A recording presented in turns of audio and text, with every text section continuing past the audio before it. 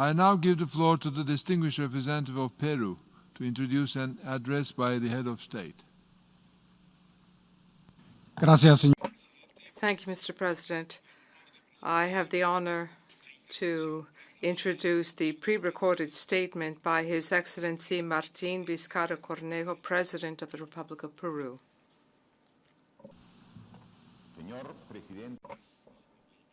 Distinguished President of the General Assembly, Distinguished Secretary General, Excellencies, ladies and gentlemen. At the outset, Mr. President, we extend to you our wishes for success at the 75th session of the General Assembly. Rest assured, you have Peru's firm support as you discharge your honorable duties.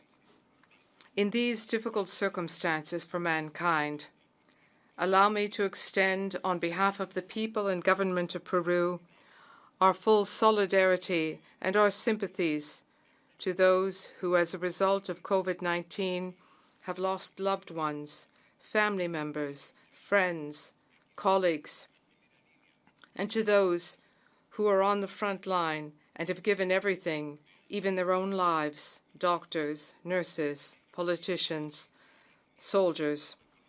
I also pay tribute and express thanks to those who continue to fight every day far from their families to save lives at the risk of losing their own. We reaffirm our commitment to continue undaunted in our joint efforts to wage war against this unprecedented health crisis. The seriousness and the magnitude of the pandemic and the unfamiliar and highly contagious nature of COVID-19 will leave no one safe. No one is safe unless we are all safe. We therefore encourage everyone to join us in this struggle as we work together effectively, recognizing that a vaccine and a treatment for this virus are global public goods and guaranteeing timely and fair access to necessary medication and equipment to tackle the pandemic. It is therefore urgent to achieve global agreements on these basic goals. This will strengthen the underpinning of the multilateral system and ensure compliance with our commitment, which we adopted in 2015, to leave no one behind. Mr. President, 2.5 years ago, I became President of Peru, according to the Constitution and following the resignation of my predecessor before the Congress of the Republic. During this time, the Peruvian people and my government together have faced a number of critical situations. We have had to combat corruption rings in defense of democratic governance, and now we are fighting the unexpected and devastating COVID-19 pandemic. Our response has been built on a constitutional basis, strictly abiding by the law and fundamental rules, as well as acknowledging the sense of urgency and heeding the will of the people. We are waging an all-out war against the scourge of corruption with a series of national reforms to transform institutions that need change. In support of these efforts, and given the cross-cutting nature of this scourge, it is through our strong conviction that we, along with the heads of state and government in the hemisphere, adopted the Lima Commitment at the Summit of the Americas in 2018 in order to ensure democratic governance against corruption and to increase our obligations and strengthen cooperation in our continent. Similarly, along with Colombia and other friendly countries, we have called for a special General Assembly of the United Nations to combat corruption and to be held in June of 2021. We hope that a clear and action-oriented political statement will be adopted which will make international judicial assistance and cooperation even more effective. We are facing corruption which involves considerable assets, and we encourage anti-corruption legislation in both the private sector and among legal entities, among other measures. Mr. President, a serious crisis of governance can be overcome through the use of the Constitution, through the dissolution of the Congress, and through holding elections in a time frame established by law so that citizens can democratically and transparently renew representation in Congress. Democracy and separation of powers have come out intact and have been made even more robust through this exercise in my country. With the same commitment to the rule of law, national general elections will be held in April 2021, and I will end my time in government according to the Constitution, and I will hand over the office to my successor on the 28th of July 2021, when Peru celebrates the bicentenary of its independence. Lessons learned throughout this crisis have led my government to convene a Peruvian Pact, a democratic forum for reflection within our national agreement to arrive at consensus among politicians and our citizens. We are focusing on 5 specific issues to promote a renewed agenda for governance as we head into our bicentenary. They are namely building a unified healthcare system, guaranteeing quality education, promoting economic growth, reforming the justice administration, and combating poverty and extreme poverty.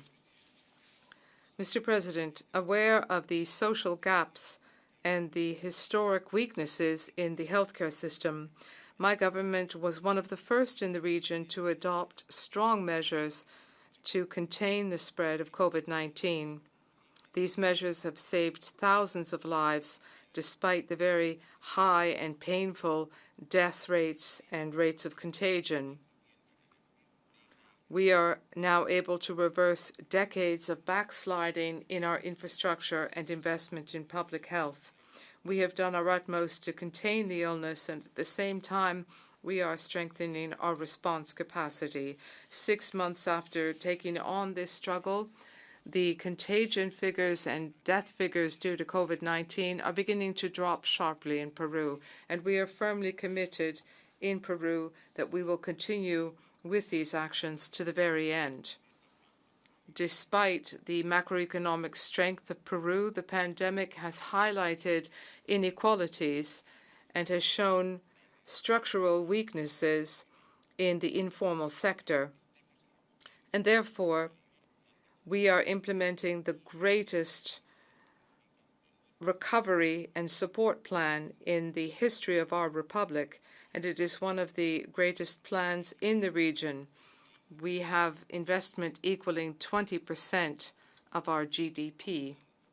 The plan includes bonds, subsidies, liquidity measures, tax relief to support family consumption, as well as to keep people employed and ensure a constant payment chain.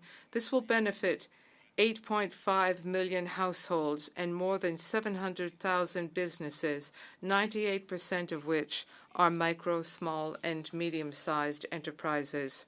We've also designed measures for public spending in order to carry out projects to generate and recover 1 million jobs.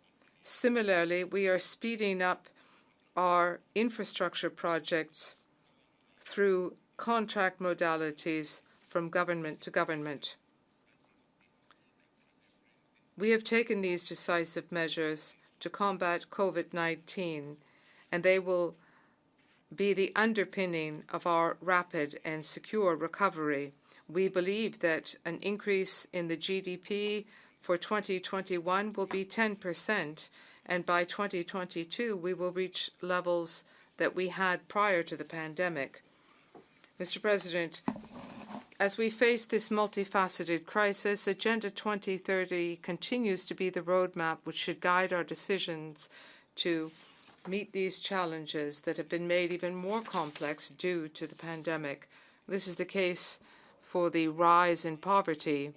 Peru is maintaining its commitment to achieve the SDGs, as can be seen in our second voluntary national report, which was submitted last July, where we reported on progress as well as difficulties in implementing Agenda 2030. Mr. President, the COVID-19 pandemic is the greatest global challenge mankind has faced since the end of the Second World War. I am convinced that we must strengthen multilateralism through the United Nations and the World Health Organization and draw on lessons learned.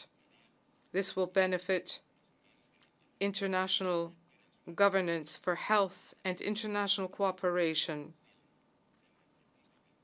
to ensure that universal health care coverage as one of the SDGs will become a reality.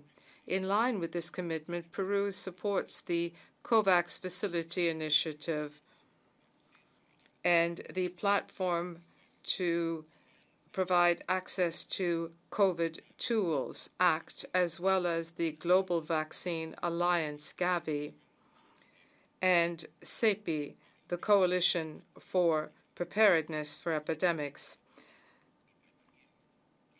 We encourage the discovery of vaccines and treatment. This will involve researchers, academics, governments, the pharmaceutical industry, philanthropists, and volunteers, and it will give us a result that will benefit all of mankind. Peru is committed to democracy and to respecting human rights, and we will continue with our diplomatic regional efforts and work with other actors concerned to support the peaceful restoration of democracy and the rule of law in Venezuela as a starting point for overcoming the multifaceted crisis that country is facing. The United Nations, through its political mechanisms, can provide the greatest humanitarian support to contribute to a political solution of this regional crisis before it becomes a chronic issue, something no one wants, because the Venezuelans themselves are suffering. Mr. President, Peru is particularly vulnerable to climate change, and therefore my government in 2018 adopted the UN Framework Convention for Climate Change, and we are working on implementing the Paris Agreement. We are drafting roadmaps for 91 adaptation measures and 62 mitigation measures. The preservation and sustainable use of the Amazon is another priority for my country, including its resilience capacity to climate change and ensuring protection of its vast biological diversity. And therefore, last December, we held a presidential summit and signed the Leticia Pact. And a few weeks ago, along with the leaders of the Amazon, we drafted a regional plan of action with a comprehensive vision to combat deforestation and illegal activities and to strengthen our capacities and ensure the participation of indigenous peoples and local communities. Mr. President, as a founding member of the United Nations, Peru has an unswerving commitment to the maintenance of international peace and security. It has guided our recent and constructive membership in the Security Council during the biennium 2018 and 2019, and therefore we support the Secretary General's initiative for action for peacekeeping, as well as his appeal for a global ceasefire. We are equally firmly committed to general and complete disarmament of weapons of mass destruction. We are party to the Convention on the Prohibition of Chemical Weapons and members of main international regimes on conventional arms control and nuclear non-proliferation. We are in the process of ratifying the Comprehensive Test Ban Treaty, convinced that banning nuclear weapons and tests remains a moral imperative for the planet and for mankind. Mr. President, I should like to conclude by recalling at this 75th anniversary of the United Nations, Ambassador Javier Pérez de Cuellar, an eminent Peruvian who passed away last March. We are very proud that this icon of international diplomacy held the post of Secretary General of this organization for 2 consecutive periods that were marked by a constructive thaw in the Cold War and the resolution of a number of conflicts.